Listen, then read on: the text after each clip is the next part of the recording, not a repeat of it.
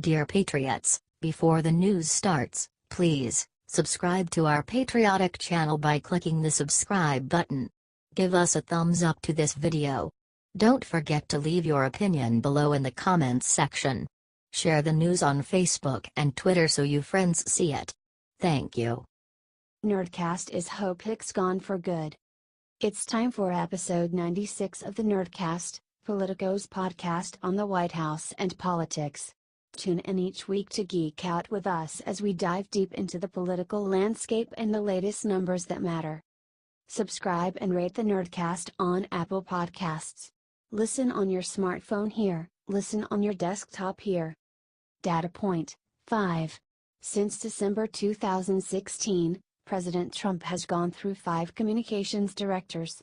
Hope Hicks is the latest one to be exiting 1600 Pennsylvania Avenue. Datapoint 18. Paul Manafort has 18 counts of tax and bank fraud against him in just one of the 2 indictments the former Trump campaign chairman is facing.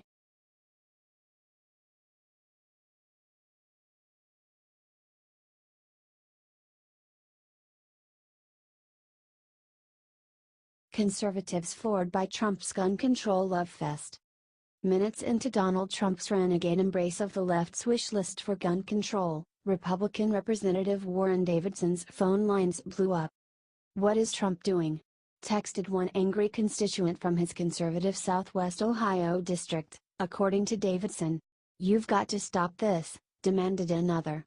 "That can't be real," Davidson recalled thinking as his supporters, all Trump enthusiasts, unloaded on the president. Then he reviewed the full video clip. "I was like, you are kidding me, right?" he said in an interview. It was a bit shocking. Trump threw decades of party orthodoxy on gun rights out the window on Wednesday, as he mused aloud about enacting a comprehensive gun control package and said due process should come after guns are taken away from dangerous people. The response on Thursday among congressional Republicans was a mix of disbelief, denial and outrage. The GOP has its rifts on hot-button issues like immigration and health care, but its devotion to expansive gun rights has been close to absolute. As Senator John Thune, RSD, put it, "Everyone says it's the NRA that explains the GOP's devotion to the cause. No. It's your constituents. Most of the ideas will not improve safety of our schools and protect our kids," said Senator Steve Daines, Republican Montana, a staunch gun rights advocate. When it comes down to it, his administration will have a problem, Representative Dave Brett, Republican Virginia, said of Trump's call to increase the age for some firearm purchases or to seize weapons in some cases without a court order. But Trump is still president. So they were more prone to rationalize or explain away his apparent openness to an assault weapons ban and more background checks, among other items on gun control advocates' policy menu, than to go after him directly. Maybe Trump didn't mean what he said, some of them mused, or perhaps had been misunderstood. Others held out that he would come to his senses and quickly end his flirtation with Democrats. That was yesterday. This is today, said Senator Roy Blunt of Missouri, a state that overwhelmingly supported Trump. Anytime you have somebody wanting to take away life, liberty or property without due process, that is a concern, added Senator Mike Lee, Republican Utah. I would like to figure out what he meant. I don't know how much thought he put into what he actually was saying, in terms of the details of it, offered Senator Shelley Moore Capito, R.W. Virginia. Republicans have adopted a strategy of not necessarily taking what Trump says in showman mode at face value. Meeting with Democrats and Republicans at the White House in January, he talked up liberal immigration proposals only to backpedal later, when conservatives howled. It doesn't do much good, Republicans reason, to attack the leader of their party over a position he might not hold for more than a couple of days. And practically speaking, it will be nearly impossible for Congress to pass much more than a bill to improve background checks, given the hardened GOP opposition. Even a modest background checks bill is being held up by Lee and like-minded conservatives, who say it would trample the due process rights of veterans. Senate Majority Leader Mitch McConnell, RCI, has balked at a guns debate in the immediate aftermath of the massacre of 17 people in Florida, a delay that could sap the energy of gun control activists.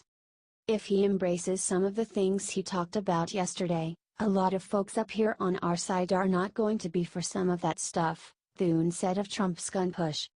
While Republicans think it's important to discourage the president from upsetting his rural, gun-loving base, most have taken to privately registering those feelings of discomfort with the White House rather than dressing down the president publicly. It's a courtesy they never extended to President Barack Obama after his calls for tougher background checks. Instead, most Republicans spent Thursday highlighting the problems with Trump's seeming support for proposals advocated by the likes of Senators Dianne Feinstein of California and Chris Murphy of Connecticut.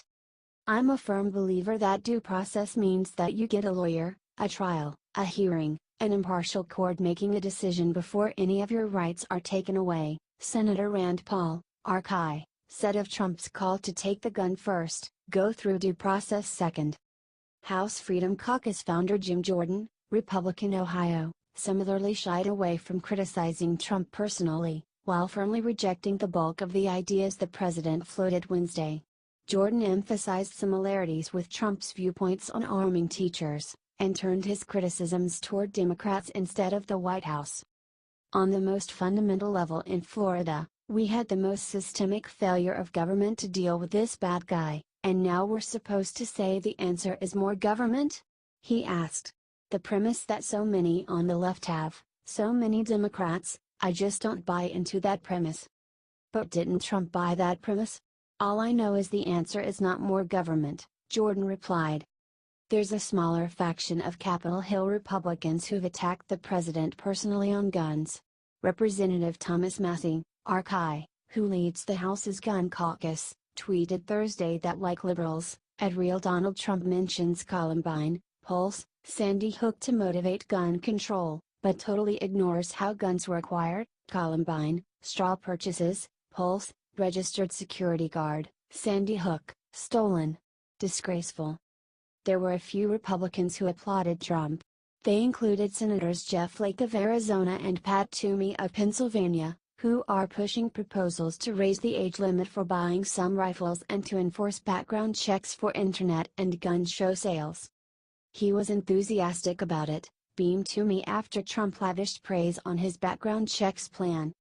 The pair of GOP senators and some Democrats, meanwhile, held out hope that perhaps Trump could finally break the entrenched politics of gun control by getting behind common-sense regulations.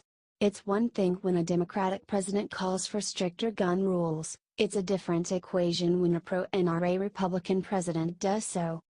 "There's no one concerned about Donald Trump taking their Second Amendment rights away," Manchin said. "That still might be wishful thinking." Senators said Trump would struggle to move all but a handful of Republicans in the Senate. And in the more conservative House, prospects for new gun laws look even bleaker. "There's no changing minds," said Senator Jim Inhofe, Republican Oklahoma.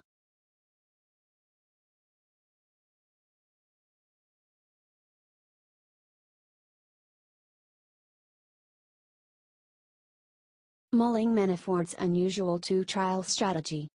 Paul Manafort's defense seems to be heeding Alan Dershowitz's advice.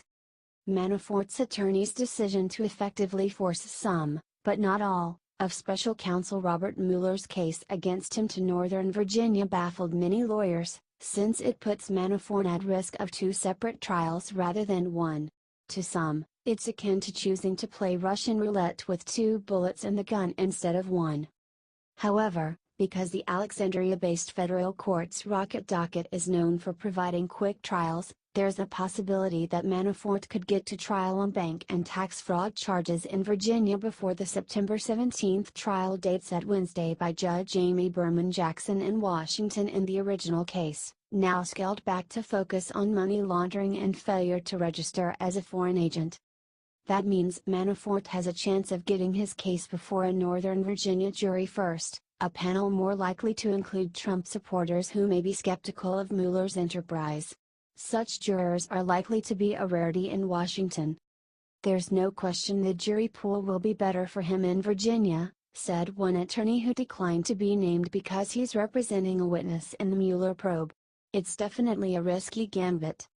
Harvard law professor Alan Dershowitz landed in hot water last year when he declared in an interview that a Washington, D.C., jury has an ethnic and racial composition that might be very unfavorable to the Trump administration. Some Democrats, like Representative Maxine Waters, Democrat California, responded by blasting Dershowitz as a racist.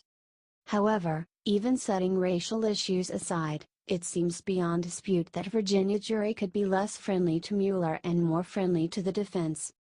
While a solid majority of Virginians who live near Washington voted for Hillary Clinton in 2016, the Alexandria court's jury pool includes places like Fauquier County, which went for Trump, 59% to 35%. In Washington, voters overwhelmingly preferred Clinton, 93% to 4%. If Manafort could pull off an acquittal in Alexandria or even a hung jury, it could fuel President Donald Trump's view of the Mueller probe as a prolonged witch hunt that is more persecution than prosecution. That would seem certain to lead to calls for Mueller to abandon the D.C. case and might prompt a pardon from Trump or some action to shut down the special counsel's office altogether. Even if nothing so dramatic happened, a stumble for Mueller's team in Virginia and in its first contested trial could raise pressure for prosecutors to be more flexible in negotiating a plea deal. How viable Manafort's strategy is could become clear soon, when Judge T.S. Ellis III, a Reagan appointee in senior status, arraigns Manafort on the Virginia charges and provides some hints of what timetable is likely for the Alexandria case.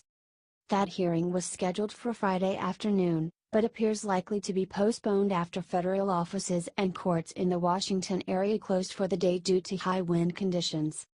Through spokespeople, attorneys for the defense and prosecution declined to comment for this story. Jackson has imposed a gag order that limits public comment about the case by attorneys in the defendants. Many lawyers warn that whatever marginal advantage Manafort's team may see in the Virginia jury pool could be more than offset by the pro-prosecution bent of the Alexandria-based judges. He's paleo, one D.C. defense attorney said of Ellis, predicting a rough ride for Manafort's defense. As a general matter, they're insanely pro-prosecution over there. While Manafort's team has managed to complicate Mueller's work by forcing him into two different courts, Mueller has also upped the ante in recent weeks. As prosecutors added the bank and tax fraud charges to the mix, they also increased in the amount of money Manafort allegedly laundered from $18 million to $30 million. Prosecutors told Ellis in a written filing Wednesday that the increase means Manafort, 68, now faces about 16 to 19 years in prison under federal sentencing guidelines, if convicted, compared with about 13 to 16 years under the earlier charges. The major determinant of how long you go to jail for is how much money was involved, said former federal prosecutor Patrick Cotter, now with law firm Greensfelder, Himker, and Gale.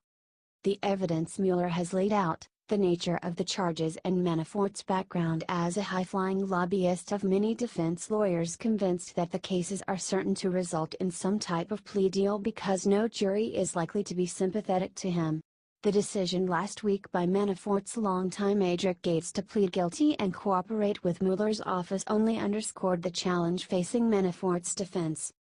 This is not a triable case, said former federal prosecutor Peter Zeidenberg, now with the law firm Arndt Fox.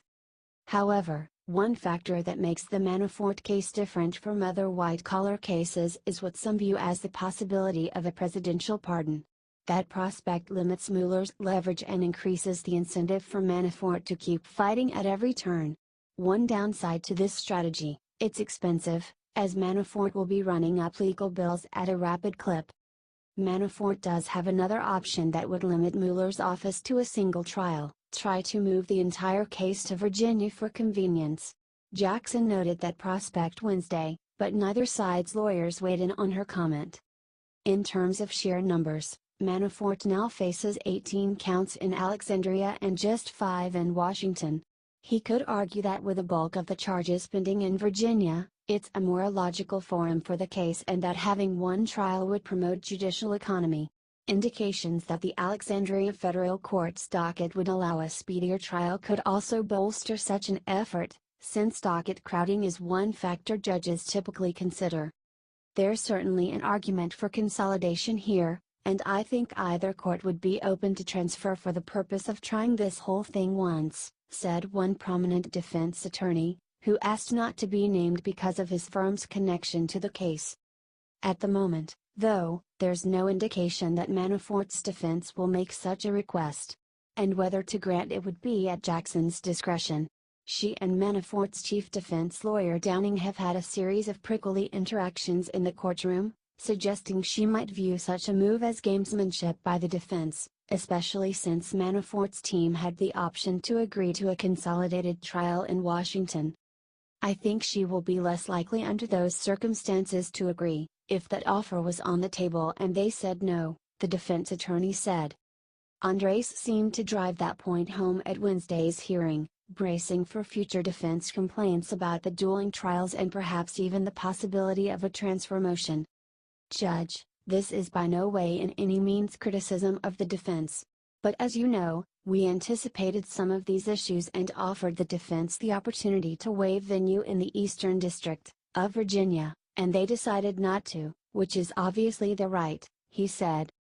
The prosecutor also took time to reiterate, even after Jackson set the September trial date, that Mueller's team, which originally proposed a May trial date, is eager to get the case to trial quickly. Just for the record, the government is ready to go to trial and wants to go to trial as soon as possible, Andres said. Some news coverage of the Virginia indictment said Mueller had little choice to split the case up because defendants facing a criminal tax evasion case have the right to be charged in their home district. But the law on that point is nuanced. After a series of cases that prosecutors were forced to pursue in 2 or more places, including the Watergate Special Prosecutor's case against President Nixon's tax lawyer Frank DeMarco, Congress changed the venue provision in 1984 to apply the home district rule only in cases in which the sole charge stemmed from filing of a false tax return. Former federal prosecutor Lori Levinson said that, as a result of the change 3 decades ago, the perception that tax cases have to proceed near a defendant's home is not fully accurate. In a 1987 case stemming from the savings and loan crisis, she won a ruling keeping an 11-defendant case in Los Angeles in that city, despite efforts to split it up. In Manafort's case, prosecutors' ultimate decision to file the tax and bank fraud charges against him in Virginia seems to turn not on the special rule for locating tax cases, but on the more basic problem that prosecutors don't have evidence that acts relating to those specific crimes took place in Washington. The special counsel's office proceeded before the grand jury in the Eastern District of Virginia because, based on our current evidence, venue for these charges does not exist in the District of Columbia, prosecutors wrote last week in a filing formally notifying Jackson of the Virginia indictment.